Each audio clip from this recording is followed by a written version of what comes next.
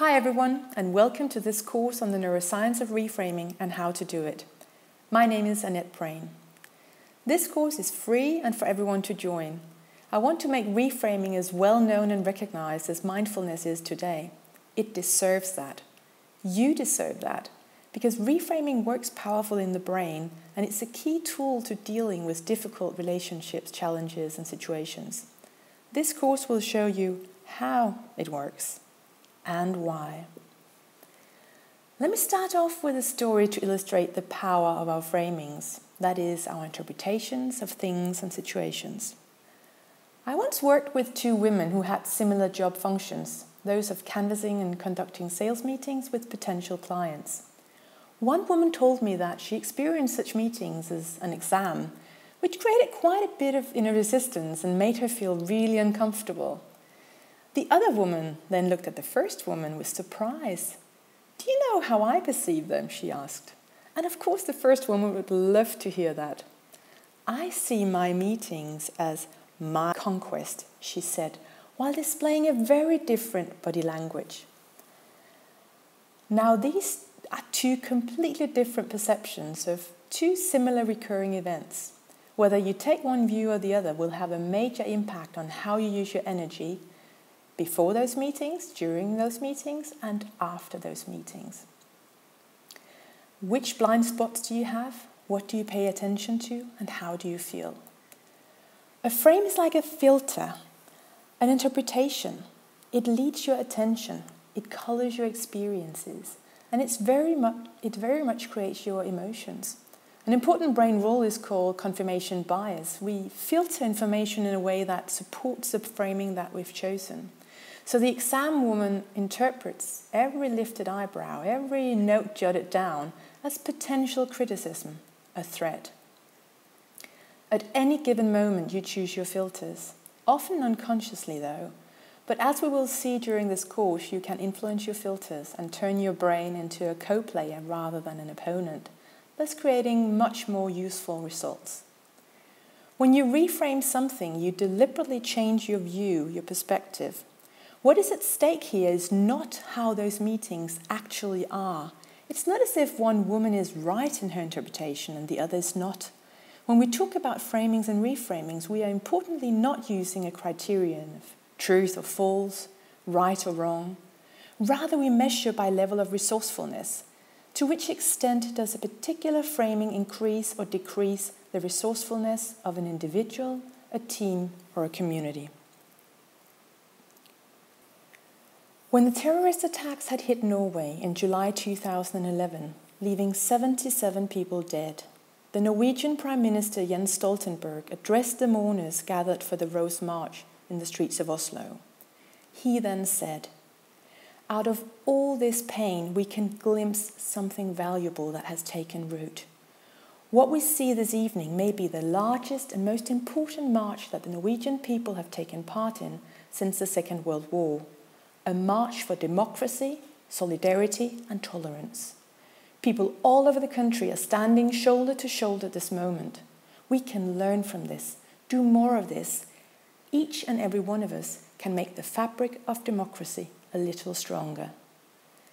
This is reframing in action, giving life to interpretations that make people feel hope, resourcefulness, and the opportunity to create something meaningful out of a devastating loss or a huge challenge. Reframing works for individuals, groups, organizations, and societies, and it works. It ought to be in the water we drink, scientists say.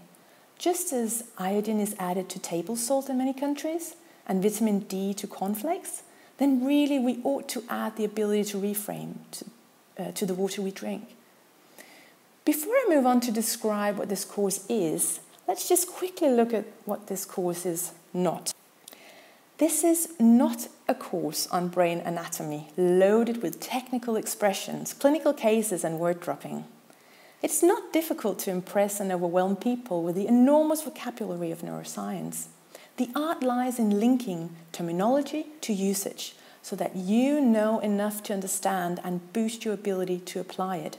And you increase your likelihood of implementing the insights, creating a real difference to your everyday life. It's not either a course of recorded lectures really made for another audience with no interaction with subscribers, with you. This is indeed a tailor-made course in applied neuroscience where technical words are used when relevant and with powerful methods that boost your ability to reframe. This course invites you to be active and share your experiences. It takes your feedback into account, so please give it. It's planned to run over 8 sessions, but hey, if this turns out to be a great group, fab, I'll stay. This course offers 4 layers of learning. There is a knowledge layer, where you'll get to know the brain better and get relevant references to research articles and books.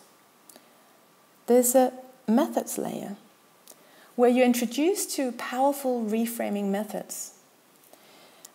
There's a layer of experimentation and reflection, because if you want to learn to reframe, you must actively create and strengthen the relevant pathways in your brain by trying things, tweaking habits and behaviors, and exploring how the methods work in real life, your life. There is, last but not least, a layer of inspiration. And you are invited to take an active part in this by sharing your best practice examples of reframings with the group as you go along, and ask relevant questions that helps boost the dynamics of the group. It fascinates me utterly that the individuals gathered here across the globe can share, learn, and enrich each other. So please do make the most of that. As for the course structure, we'll begin by taking a look at emotional regulation and the amygdala in the brain. Then we'll look at what happens in the brain when you reframe. And after that, you'll learn 5 different reframing methods that are easily applicable in your daily life. Each session will include relevant references and examples, and I'm more than happy to include great examples from you too. The last session will be a wrap-up, learning, next steps. And one next step could be another course that I'll launch later this year in Framestorm. It's a powerful, brain-based reframing method, an advanced one you could say, that integrates all the methods you will have tried and learned during this course, plus more. It contains a simple structure that works powerful in the brain, and you'll find out why and what happens more specifically during this Framestorm process. Who is this course for? Well, I reckon that you're curious about neuroscience and how to make practical use of this rapidly expanding field. I also reckon that you are open to exploring new worlds and to experimenting in order to develop.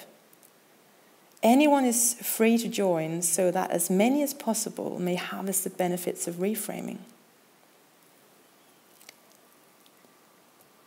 Who am I? I'm a brain-based leadership trainer, coach and motivational speaker. I have a master's in social science originally, and I'm an ICF certified coach, a so-called PCC. I've specialized in turning the insights of neuroscience into down-to-earth, useful tools. I was born and bred in Denmark, and I've lived for the past 3 years in the United Kingdom with my husband and our 2 daughters.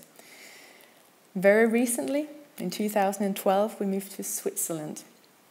And I've written 4 books.